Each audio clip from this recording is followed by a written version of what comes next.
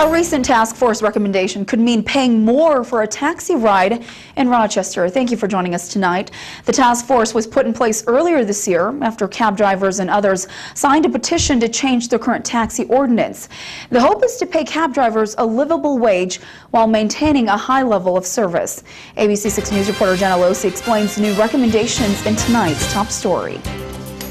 Hey, where can I take you today? Shelley Kiefer has been in the transportation business for almost 30 years. We drive any time of the day or night. Taxi cab rates in Rochester have stayed the same since 2005. Shelley and several other drivers say rates have not kept up with the rising cost of living. In order to supply more cabs with the cost of gas and all the other expenses that go along with running a company, we need an increase. A taxi cab task force that met over the summer presented their findings to the City Council Monday. That we found in evaluating over 60 other cities. They say there's not enough cabs in Rochester to meet the desired wait time of no more than 20 minutes. The group recommends increasing the current minimum cab fare from $3.75 to $5, with an additional more than $1 hike in price per mile. The group compared Rochester with several other large Midwestern cities. The proposed minimum cab fare rates fall on the high end of the spectrum in between Minneapolis and St. Paul. To raise it as dramatically as they're talking about, I think is unfair, and I think it could cause people to not use the taxis and would drive up the cost of living in Rochester enormously. The task force also suggests each cab driver needs a new permit with certain requirements not everyone agrees with. There was an explicit requirement that somebody put in there that